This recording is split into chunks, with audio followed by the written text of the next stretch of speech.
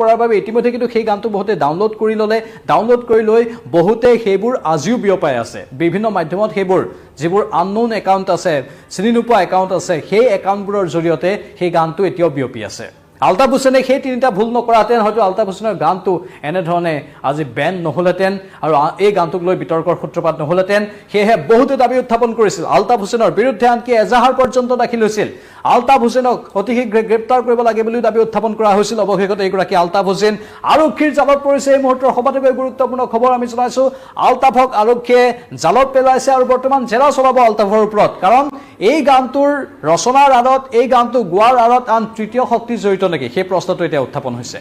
সেই বিষয়টোৰ ওপৰতে আলতাফৰ ওপৰত এতিয়া সোধপোছ চলোৱা হ'ব কাৰণ কোনোবা এটা শক্তিয়ে যে অসমত বিহবাস্প বিয়পাবলৈ চেষ্টা কৰি আছে সেইটো নিশ্চিত এটা শক্তি আছে যিটো শক্তিয়ে পৰিস্থিতি শান্ত হ'ব ধৰিলেই অধিক অশান্ত কৰিবলৈ চেষ্টা কৰি দিয়ে সাৰ পানী যোগান ধৰি দিয়ে সেই চক্ৰটোৰ মূল কামেই হৈছে অসমখনক অশান্তি কৰি ৰখা অসমত হিন্দু মুছলিমৰ মাজত কাজিয়াৰ সৃষ্টি কৰি ৰখা সেই শক্তিটোৰ সেইটোৱে কাম এতিয়া কি শক্তি সেইটো কোনেও নাজানে সেইটো অজ্ঞাত শক্তি আঁৰত থকা শক্তি দুষ্ট শক্তি সেই শক্তিটোৰ কাম সেইটোৱেই আৰু সেই শক্তিটোৱে আলতাফক প্ৰৰোচিত কৰিছিল নেকি বা তেনেধৰণৰ শক্তিৰ লগত আলতাফ হুছেইন জড়িত নেকি তাৰ সন্দৰ্ভতে এতিয়া আৰক্ষীয়ে যদি সঠিকভাৱে সোধপোছ চলায় তেনেহ'লে এইটো বহু তথ্য উদ্ঘাটন হ'ব পাৰে যদি সঠিকভাৱে সোধপোছ নচলায় তেনেহ'লে আমি ক'ব নোৱাৰিম কিন্তু এই বিষয়টোক লৈ কালি প্ৰাক্তন AIDFৰ এগৰাকী নেতাই নগাঁৱত কিছু বিৰূপ মন্তব্য কৰিছিল তেওঁ কৈছিল যে অসমৰ খিলঞ্জীয়া বোৱাৰী যুৱতী কিশোৰী এতিয়া শান্তিত থাকিব নোৱাৰিব কাৰণ উজনি অসমৰ পৰা সন্দেহযুক্ত লোকক খেদা হৈছে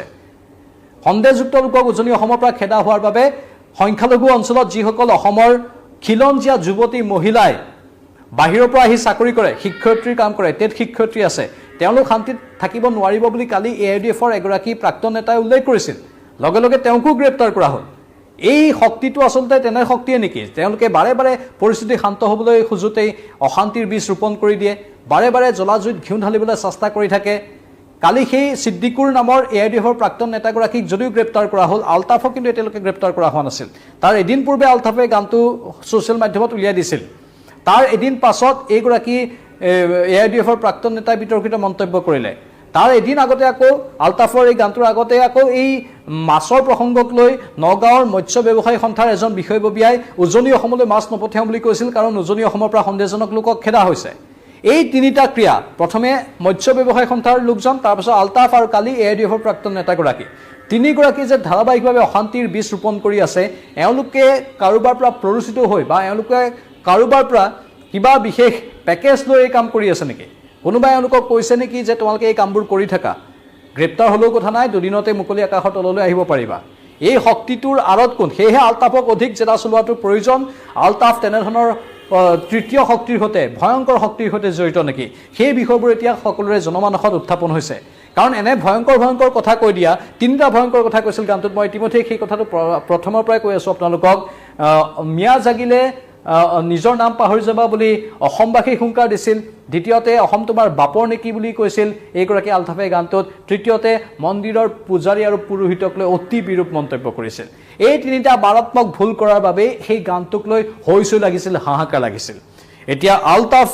আৰক্ষীৰ কাষত আছে আৰক্ষীয়ে জেৰা চলাব কিন্তু আলতাফে সঁচা কথাবোৰ কয় নে নকয় সেইটোহে ডাঙৰ প্ৰশ্ন সেই তৃতীয় শক্তিৰ কথা কয় নে নকয় কিয় অসমখন অশান্ত কৰিবলৈ চেষ্টা কৰি আছে একাংশই বাৰু ৰাজনৈতিক মুনাফাৰ বাবে অসমখন অশান্ত কৰিবলৈ চেষ্টা কৰে সেয়া আমাৰ অসমৰ মানুহে ভালদৰে বুজি পায় ইয়াত ৰাজনৈতিক মুনাফা কাৰোবাৰ আছে অসমখন যিমানেই এনেধৰণৰ ৰাজনৈতিক কথা বতৰাৰে একাংশক বিভ্ৰান্ত কৰি ৰাখিব পাৰি সিমানেই একাংশ ৰাজনৈতিক নেতাৰ লাভ সেইটো সত্য চিৰন্তন সত্য সেইটো বাস্তৱ সত্য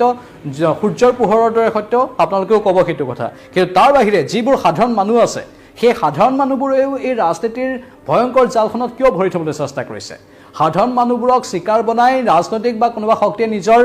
ইপ্সিত লক্ষ্যত উপনীত হ'বগৈ নিজৰ ভয়ংকৰ লক্ষ্যত উপনীত হ'বগৈ অসমখন লাগিলে অশান্ত হওক অসমত লাগিলে কাটামাৰাই হৈ থাকক অসমত লাগিলে এজনে আনজনৰ সৈতে সংঘৰ্ষতে লিপ্ত নহওক কিয় তেওঁলোকৰ মূল লক্ষ্য হৈছে নিজৰ স্বাৰ্থ পূৰণ হ'ব লাগে কিন্তু সেই একাংশৰ স্বাৰ্থ পূৰণ কৰিবলৈ যাওঁতে এনেধৰণৰ আলতাফ অথবা এই মৎস্য ব্যৱসায়ী সন্থাৰ লোক আৰু আন একাংশ লোক কিয় তেওঁলোকে সেই জালখনত ভৰি দিয়ে সেই জালখনত কেৱল ইছলাম ধৰ্মাৱলম্বী লোকেই নহয় হিন্দু ধৰ্মাৱলম্বী একাংশ লোকেও সেই জালখনত ভৰি দি আহিছে সেই জালখনত ভৰি দিলে কাৰ লাভ হ'ব সেই স্বাৰ্থ সিদ্ধি কৰিব খোজা লোকসকলৰ লাভ হ'ব সেইকাৰণে কৈছোঁ এইখিনি সময় জটিল সময় এনে জটিল সময়ত নিজৰ